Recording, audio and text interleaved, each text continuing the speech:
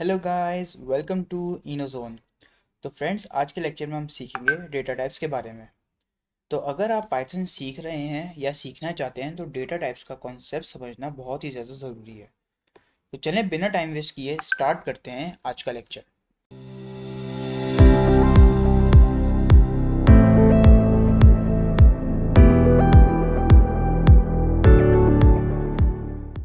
Data types.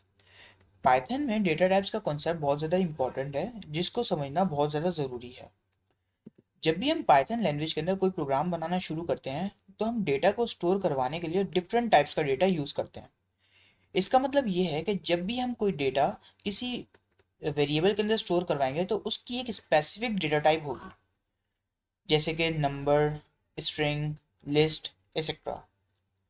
हर data type का अपना एक स्पेसिफिक रोल है जिसके थ्रू हम लोग डिफरेंट ऑपरेशंस को परफॉर्म करवा सकते हैं।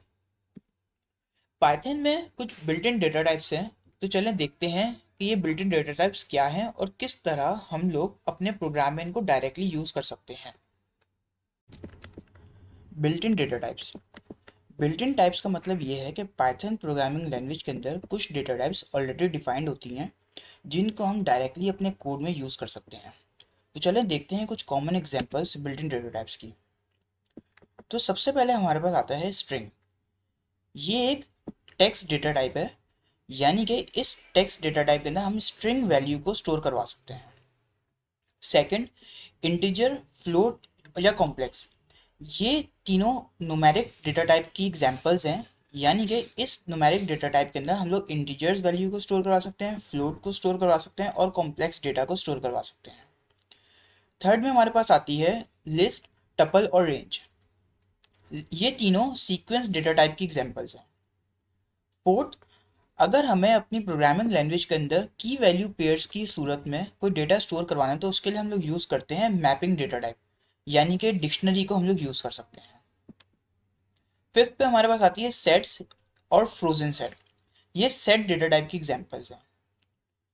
अगर हमें अपनी लैंग्वेज के अंदर अपने प्रोग्राम में अगर हमें कुछ बूलियन डेटा टाइप का इस्तेमाल करना हो, यानी कि कुछ कंडीशंस यूज करनी हो जिसका आंसर हमें ट्रू या फॉल्स में मिले, तो उसके लिए हम लोग बूलियन डेटा टाइप का इस्तेमाल कर सकते हैं, यानी कि हम बूल क्लास को यूज कर सकते हैं। उसके बाद हमारे पास आती है बाइनरी डेटा टाइप्स, जिसमें हमारे पास बाइट्स, बाइट एरे और मेमोरी व्यू अवेलेबल है। और लास्ट में हमारे पास नन डेटा टाइप एक है।